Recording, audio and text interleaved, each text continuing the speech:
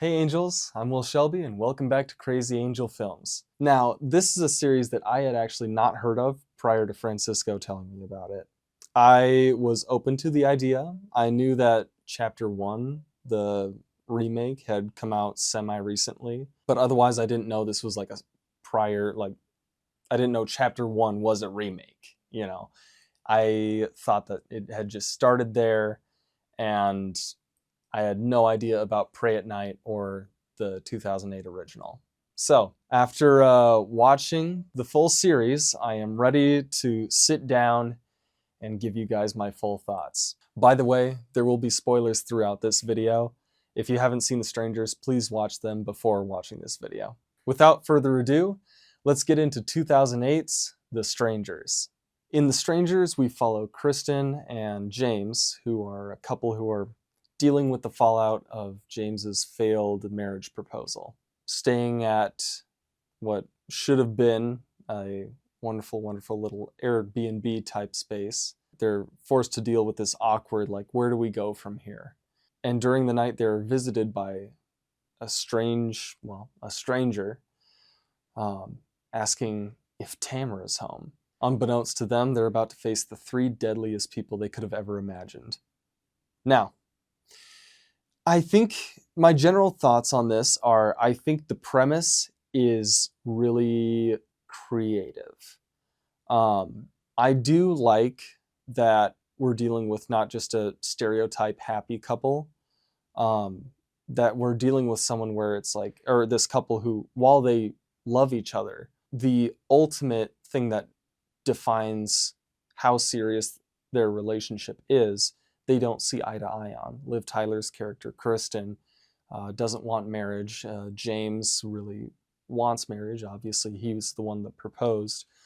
And seeing in the beginning, their back and forth on trying to figure out where they went wrong is actually, you feel for it. It's tough. You kind of sit back and go like, you guys didn't communicate on this at all before you proposed, but it's still engaging and really real in the way they portray it.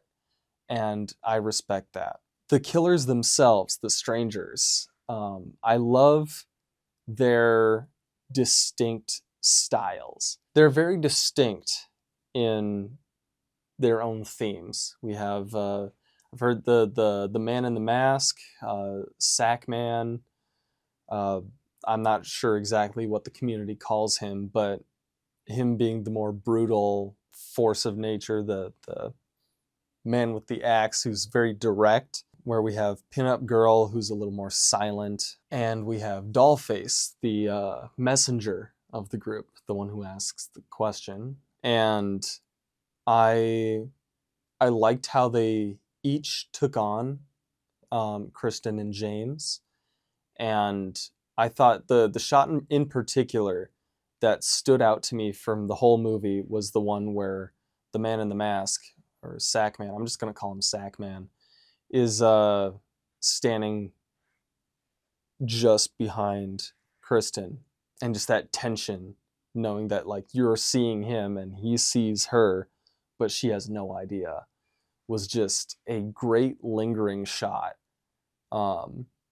And I had a blast with that bit. I think The Strangers has a solid foundation. Unfortunately, I really did not care for James or Kristen for the majority of this movie. I in fact find myself more often than not screaming at the television, telling them move, go, don't go out there. Almost every single decision they make, you're just screaming at them no, why would you do that? It was very frustrating, and it's hard to care for the characters when you're baffled by how they have zero survival instincts. There was a point, I think about halfway through the movie, where I was like, when is this over? When are they going to get killed? Because I was through with any feeling I had for them in the first act. And yeah, I was just frustrated. Really, really frustrated with them. I did not care for them by the end of it. But the actual scares themselves were entertaining, but I think where The Strangers really falls short for me is that I don't feel like this movie takes a big enough swing at its premise for me to really put this among my favorite slashers or my favorite horror movies, period. Even with some of the kills, or I guess the only 2 kills. I am frustrated by the characters. I am frustrated with how ironically safe it is for a slasher. And I feel like I've seen more entertaining and scarier original projects by fans or just horror creators on YouTube. And it's just kind of sad for me to see that, like, I was talked up about this franchise and I didn't really care for the first one. I thought it was tacky, ironically safe, and yeah, just didn't. I was very, very frustrated with our leading two characters. So, unfortunately, I gave The Strangers 2008 a 5 out of 10. I found some enjoyment in it, but it just wasn't for me. Wasn't for me. So, on to The Strangers 2, Pray at Night. Now, this one, I could tell from the beginning, we were a little more different. We were much more different, I should say, than the first one. The characters had a lot of banter, and they had a bit more depth to them. Where Kenzie, our leading lady, she's being pushed by her family to kind of straighten herself out as her grades have gotten lower. She's taken up smoking and all that. While that could be a place where the family could be portrayed as something abusive or misunderstanding, you do feel like the family in this, they all care for each other, really, at the end of the day, which by the time things start moving, I didn't hate any member of the family. I wasn't frustrated with them. You understood where everyone was coming from, but I think that really, really helped me get engaged with the characters in this one. And I want to talk more about Luke and Kenzie, the 2 siblings, the son and the daughter in the family. But we'll get to that in a second here. What I do want to talk about are the strangers. So they return.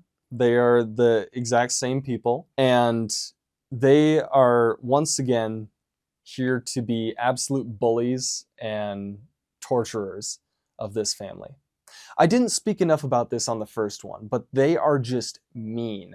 I mean, at every point, they will just torture a person just enough where they're absolutely terrified, and then they'll pull back. And they will draw out a kill just enough that they know this is the end, but they're going to make a show out of it. The strangers get their enjoyment off of the thrill of the chase, not the finality of it. And I think a lot of enjoyment I have with the cast and meaning the family and the strangers in this one, is that not only do we see the strangers like gruesomely having fun with how much they're torturing this family, but also the characters, they're smart, or at least they're understanding. Their actions are, for the most part, understandable for the situation that they're in and what they've been exposed to. They're normal, average, everyday people, and they're stuck in a situation where 3 killers are hunting them down, and while they may not believe it at first, they definitely lock in and get straight to it. They fight back, which I really, really respect in this movie. I feel like this movie also understands the assignment that with this premise and with these eccentric characters, there's an element of camp in it. I mean, when you have 3 characters who are done up in masks, one scene in particular where Luke takes on and kills a pinup girl, and afterwards he fights Sackman, or the man in the mask, to the tune of Bonnie Tyler's Total Eclipse of the Heart, which I thought was the highlight of this movie. A great, great fight and a even more amazing song. It was perfect. I mean, it was cheese and crackers. It was PB&J. It was perfect. It was the perfect mesh.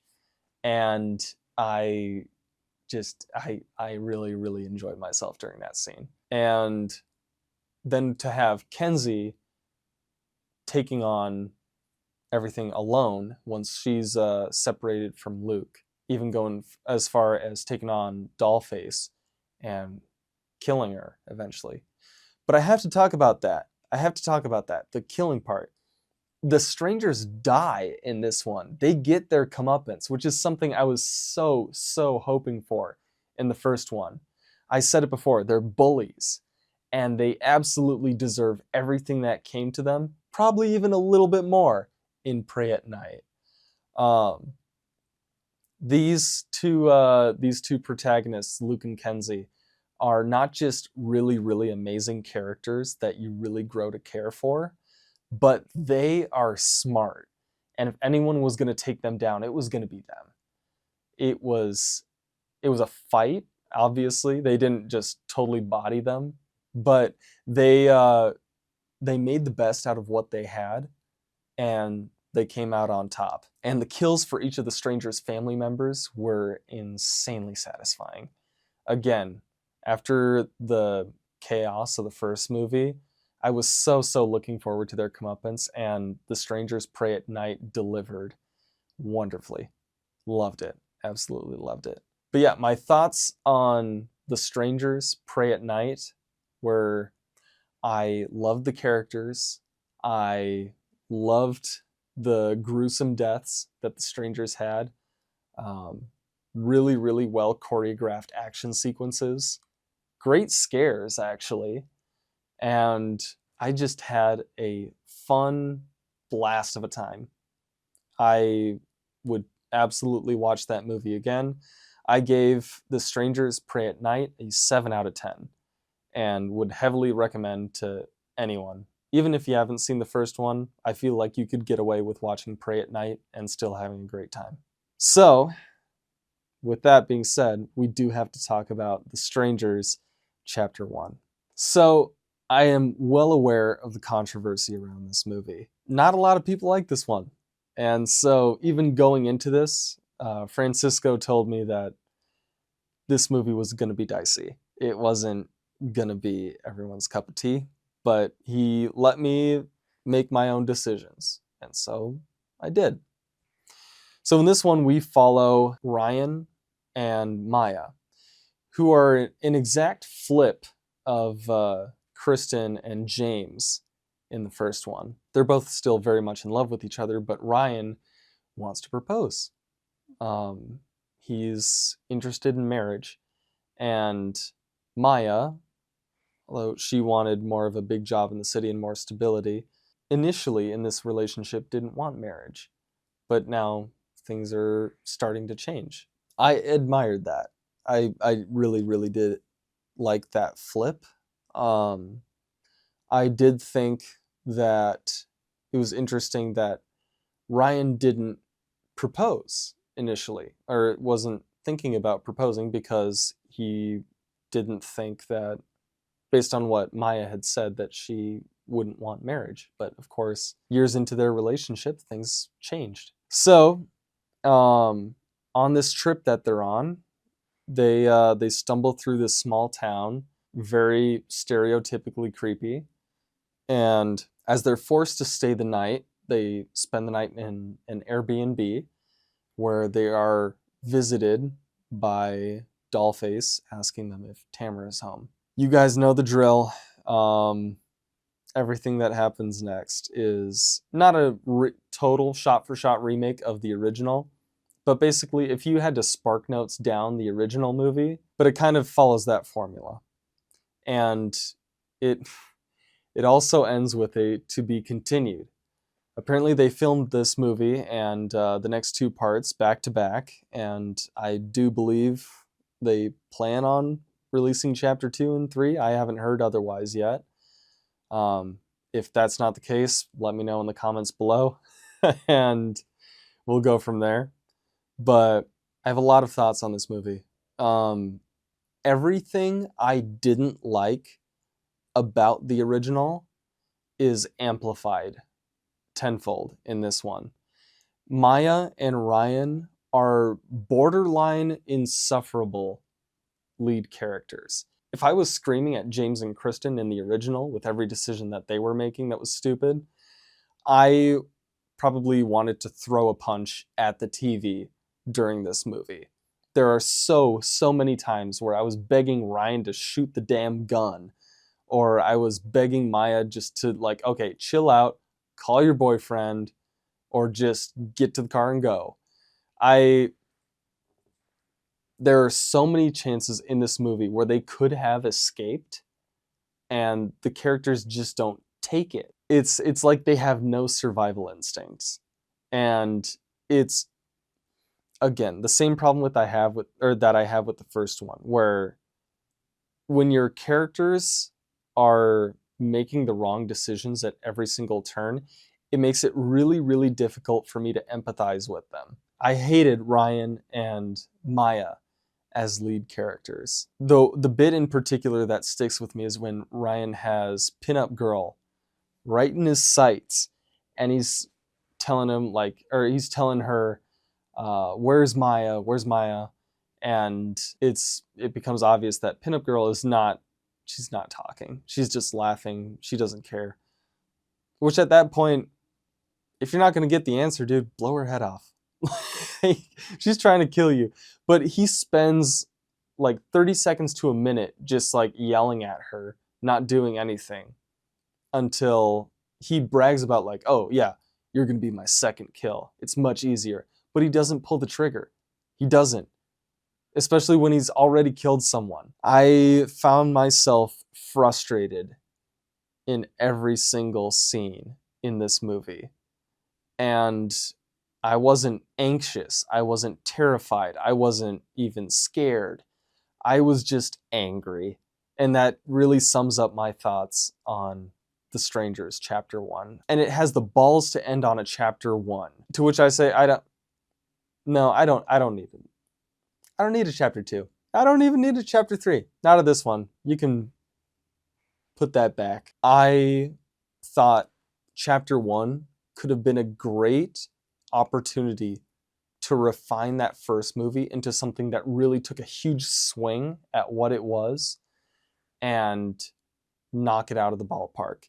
And instead, it swings, it misses, and hits the umpire behind it. It's a disaster from start to finish, and I really hope everyone who worked on the movie had fun, because I sure didn't. There you have it.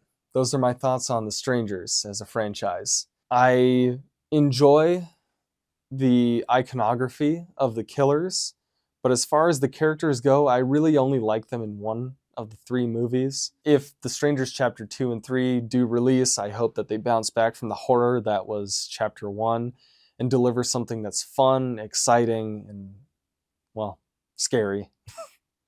But as a franchise, I wasn't really impressed with this. I would watch Part 2, Pray at Night, again. But as far as the first one and Chapter 1, I probably wouldn't watch them again. As for the first one and Chapter 1, I really don't care about them. I wouldn't watch them again. They're just not my cup of tea. So, for those of you who are disappointed by my reaction, let me know in the comments below what you think I'm missing, what might make me enjoy the movies better. And if you feel the same way, talk to me about it too. But to close out, angels, stay tuned and stay spooky.